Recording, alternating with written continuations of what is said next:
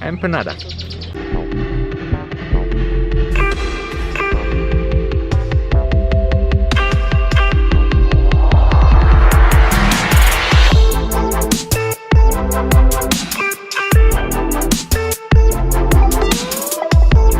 Hey, what's happening everybody? So today we're going to do something a little bit different. I got a buddy of mine that I met in Bolivia, Nenad, and you know, he's been on a sabbatical for the last 11 months or so, and he's going to finish it next year and next month. And I decided, you know, on the trip, hey, might as well you know, catch up with this guy and see exactly what he learned throughout his 11 months.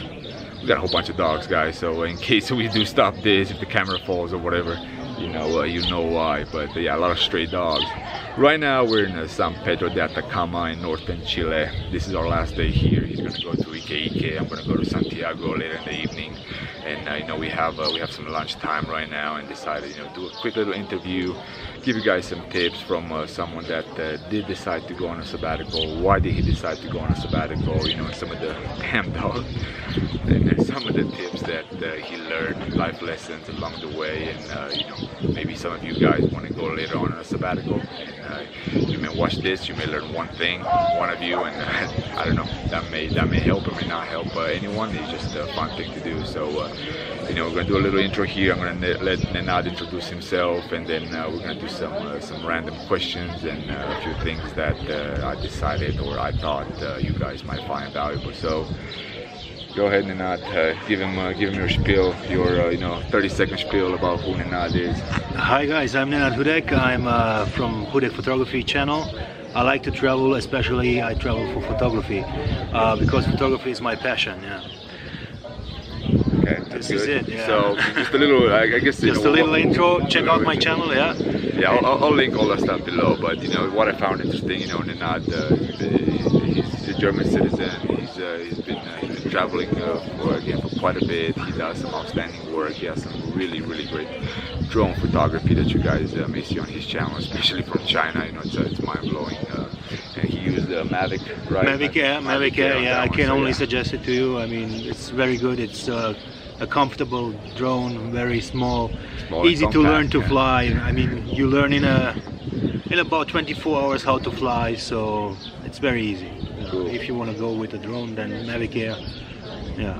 And then yeah, if you guys do have any questions, you know, just leave them below, leave the comments below, and then you know, I'll try to get a hold of Nenad if possible afterwards. If not, I'll answer them myself. Definitely. In my opinion. But you know, I mean, the basic question is, you know, what made you decide to go on a sabbatical? You know, you said you started in January. Now it's mid-November. You got what, a month left. So you know, what made you prompt to go on a sabbatical? There was a part of my life where everything was kind of the same. I saw many people after university. I saw after working 6 years, things are very same. You do only the same stuff. You have the same friends. You don't meet new people.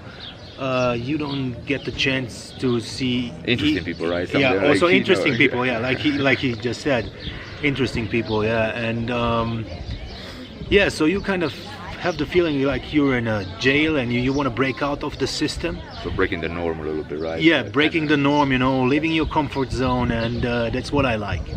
So yeah, that's what made me actually to leave my job and start this 1-year journey. And I've been traveling before all the time. So what countries have you been in this sabbatical?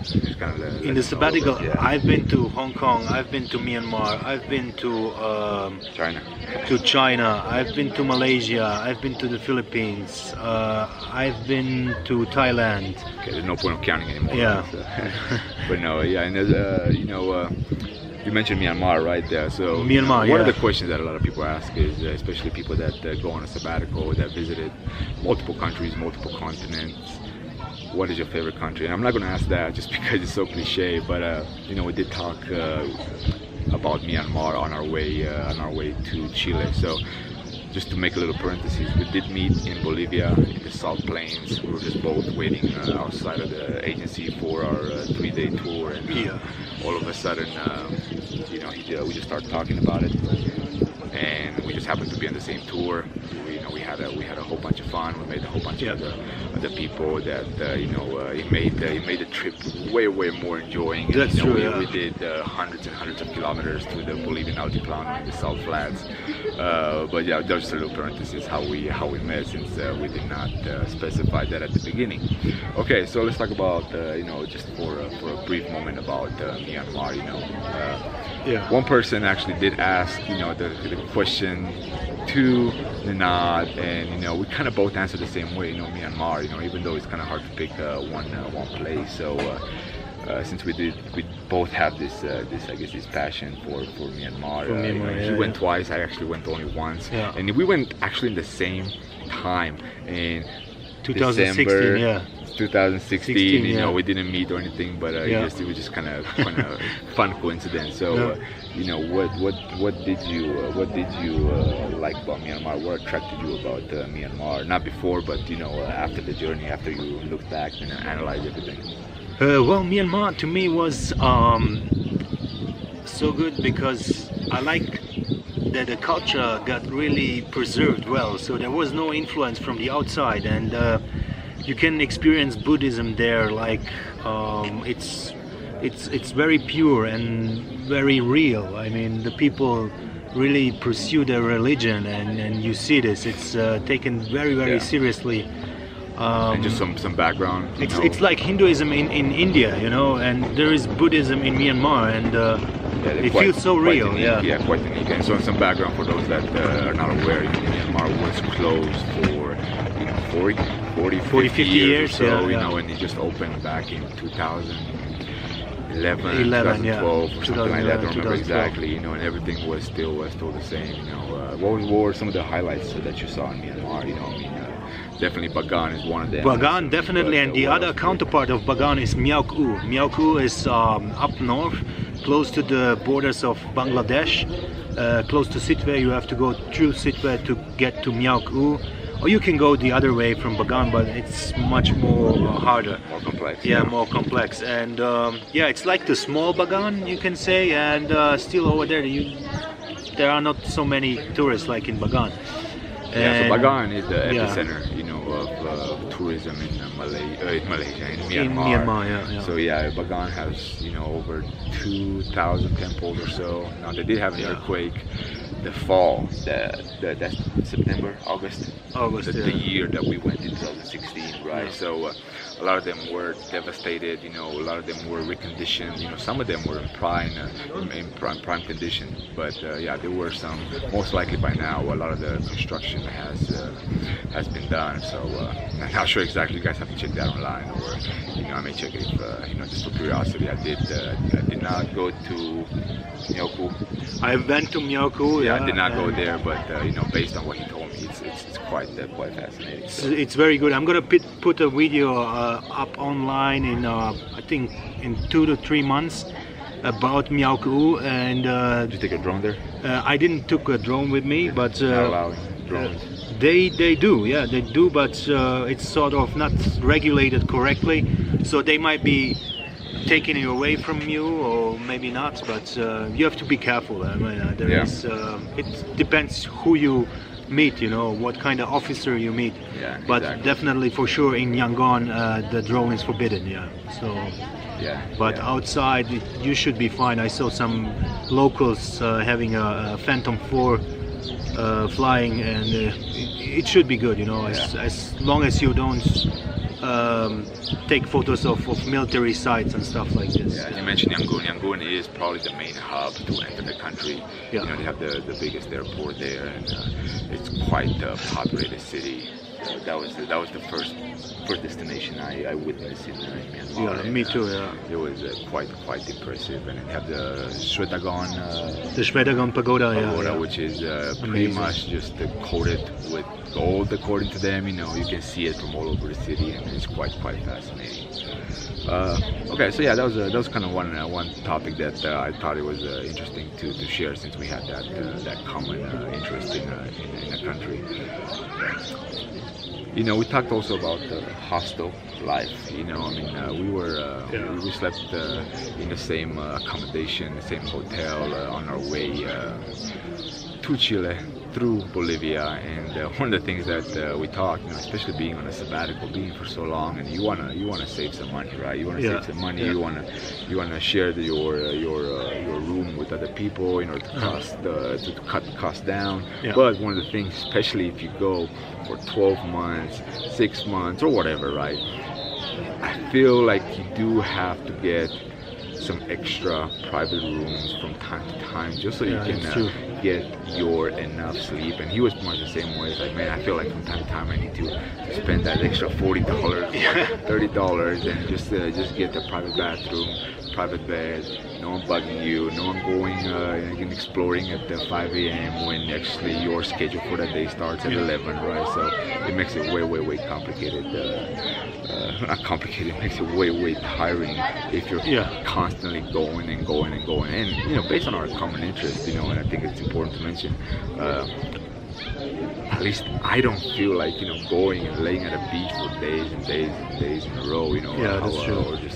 Or just exploring beach sides. I feel like you gotta go and I like to be active every single day. If I stay more than 6 hours in a room, it's awful, right? It's awful. That was kind of one of the things that we discuss. So I mean, what is your kind of philosophy like? Do you have like a pattern? 1 week in a hostel with a shared room, and then one day off by yourself. Exactly. Kind of want to just go through. If you do have, if you don't have, it's just random based on your body. I do. I mean, I was staying in hostels in Thailand, and during my stay, the hostels are very cheap. They are like $10 per night, and so you can easily say to yourself like, okay, I'm sleeping now for 2 weeks in a row in a hostel, and I'm fed up. People waking me up all the time and disturbing my sleeping schedule. So at least 4-hour sleeping schedule. Yeah. So at least once a week, I wanna have a good bed, private room, and so you just leave your stuff at the hostel, and then you sleep 12 hours. Right? Yeah, no. You go to a nice hotel and then pay $50 per night for once a week, and then that's like your one luxurious day, like the Saturday, in your working week. I mean, you're not working, you're traveling, but still, it's kind of you have to organize yourself and do a lot of things, So traveling by yourself is also management, so you have to. Exactly. It's not pure vacation. It's not pure like vacation, lying by the beach like Gino just said. It's management, and it's about exploring. Flights, it's buses, it's hotel rooms, it's making sure that you're not going somewhere where when it's a holiday and there's like zero public buses or public service whatsoever, and then you're pretty much stuck with private transportation, which is extremely high. One example I'll give is I went to Israel, and I went on a Saturday and I left on a Saturday, right?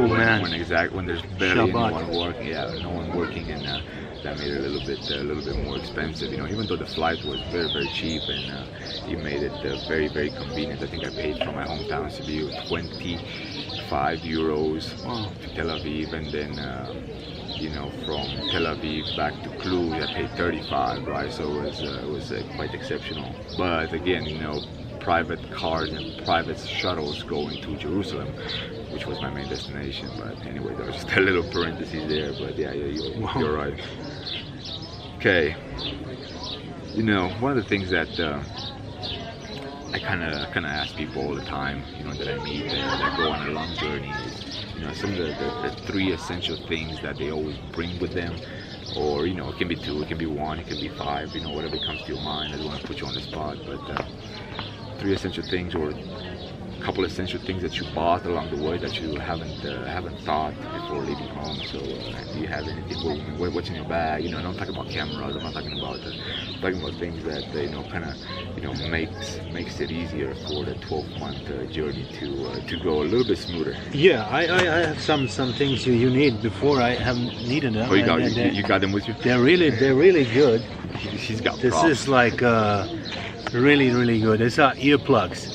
Earplugs. Okay, And so earplugs. for hostel life, right? Not only Definitely. hostel life, you will need them in China He as well, sleeps in open everywhere, space. Open space. He sleeps on the bus. We went last night for stargazing, and you know when we left at 11, he was like already sleeping on the side of the window. So yeah. Okay, so No. earplugs.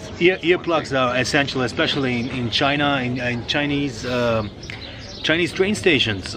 They can be really crowded, and then Chinese people are mostly loud in the train stations, and they're yelling, screaming, and so you will need also the earplugs over there. And but they're mostly used by myself for sleeping. And you saw that having he has, a he good has sleep. 3 pairs. Doesn't have one. He has 3 pairs. Of No, I have earplugs. 4. 4. He just shoves them in.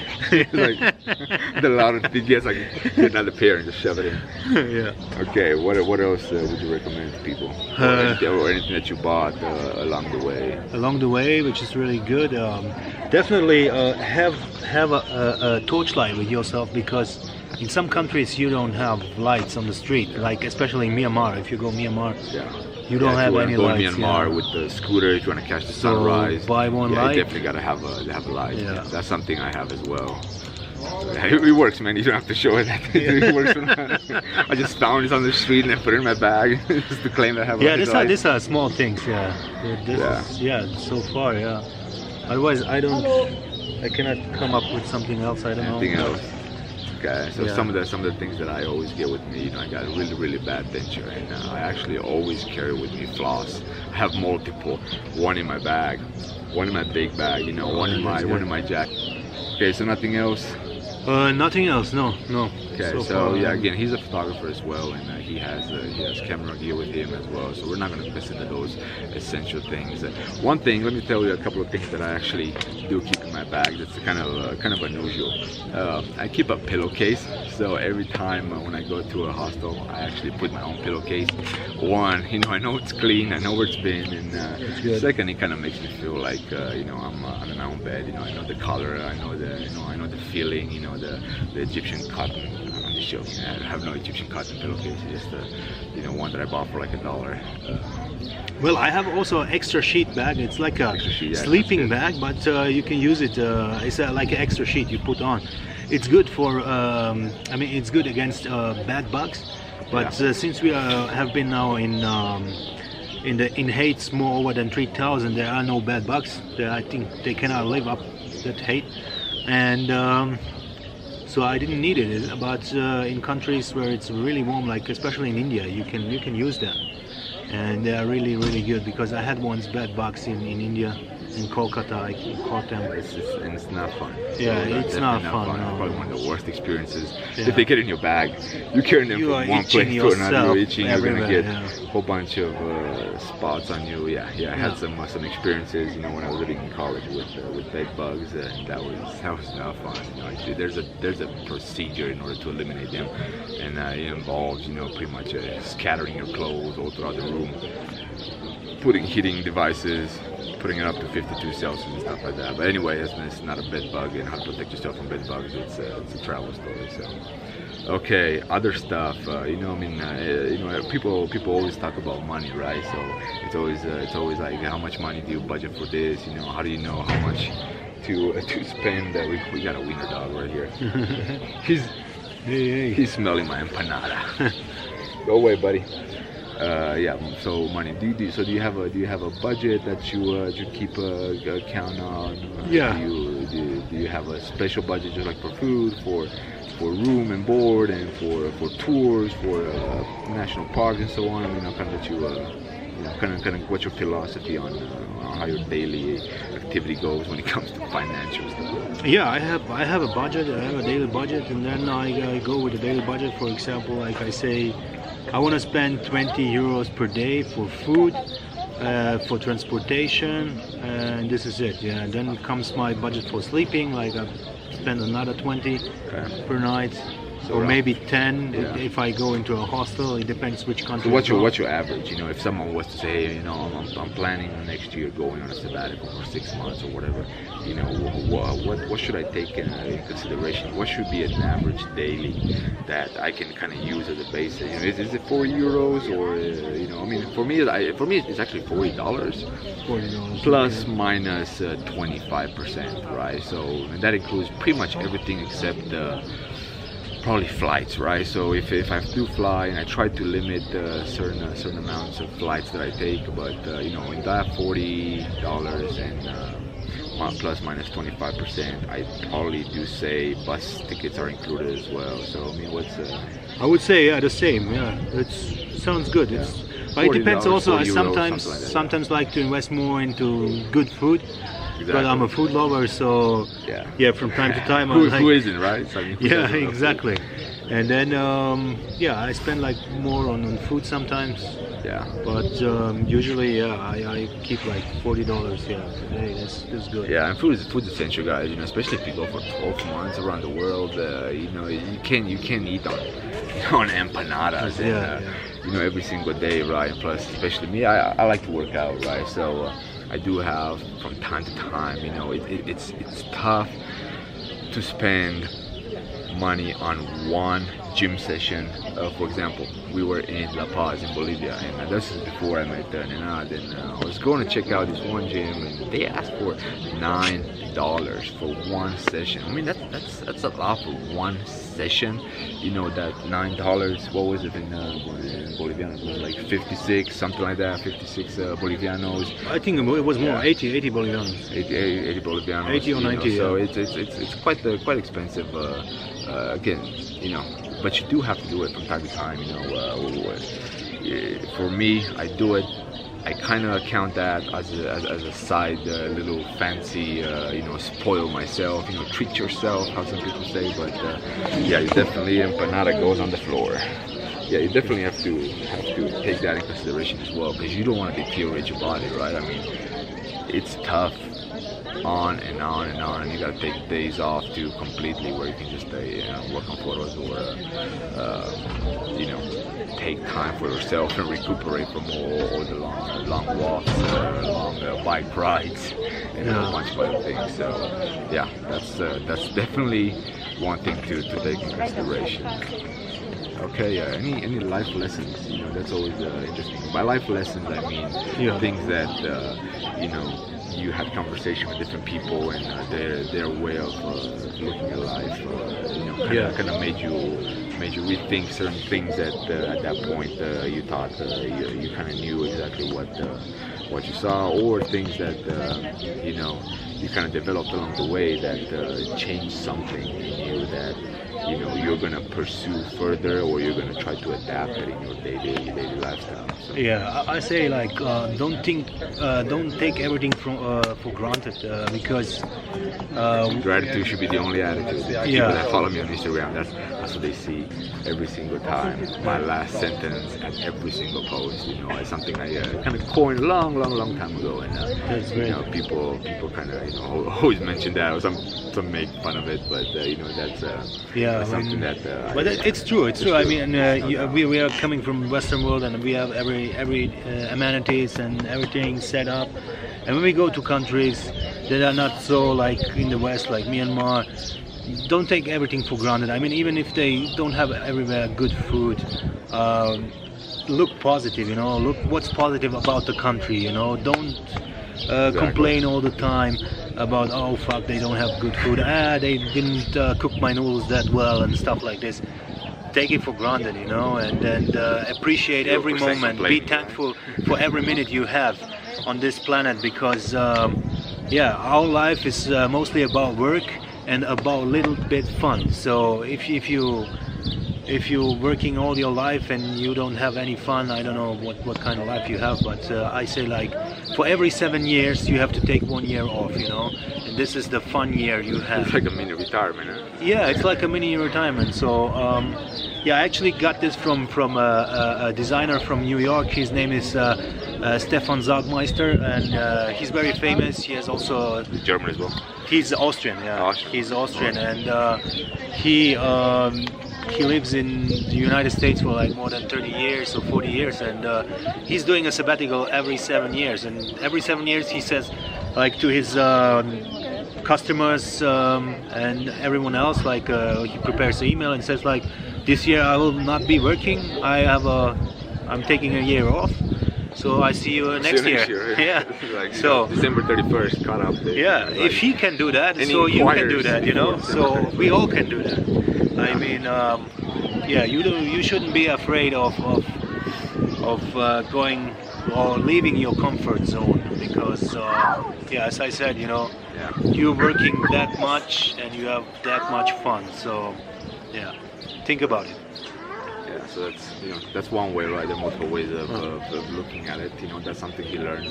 That's something he's trying to apply. And you know, if you guys think that's something that's useful for you, you know, you apply it accordingly. And if not, you know, it's just one thing. There are millions out there. So you know, do a quick end here. You know, any other tips before we go and eat our empanadas? Yeah, if you want to do some sabbatical, you know, prepare yourself. Save money, don't go out, go out maybe every 3 months or something like this.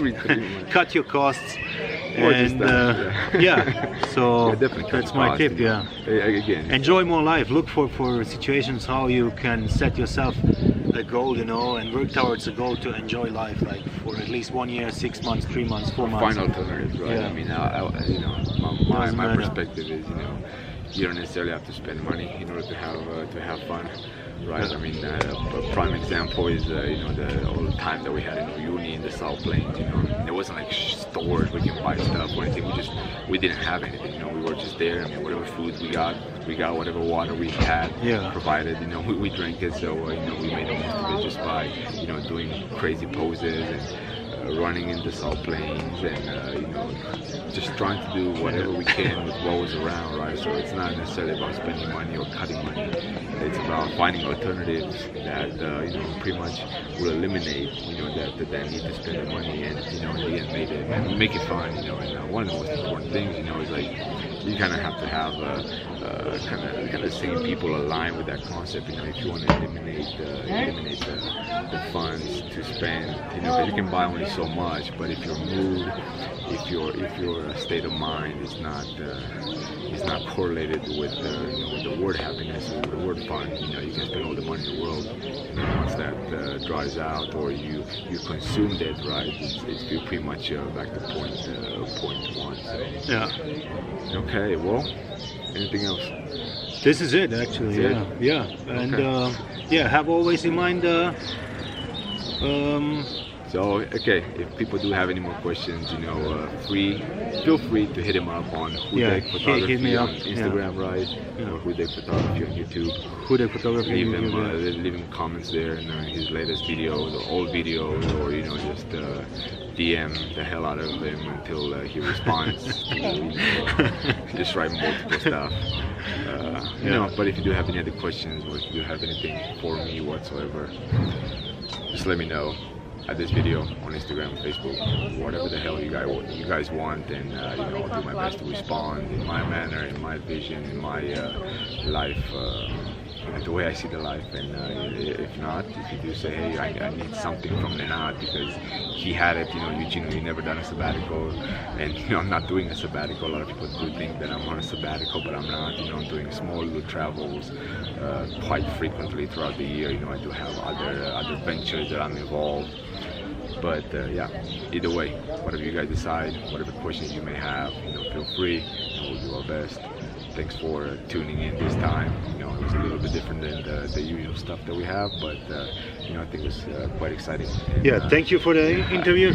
Likewise, you know, likewise for accepting it. You know, we're about not even less than 4 hours before our departure. At least I am. You know, before I hit the bus. But yeah, I'll catch you guys later. And 8 hours. You know, thank you as always. Gratitude should be the only attitude. I'll see you next time.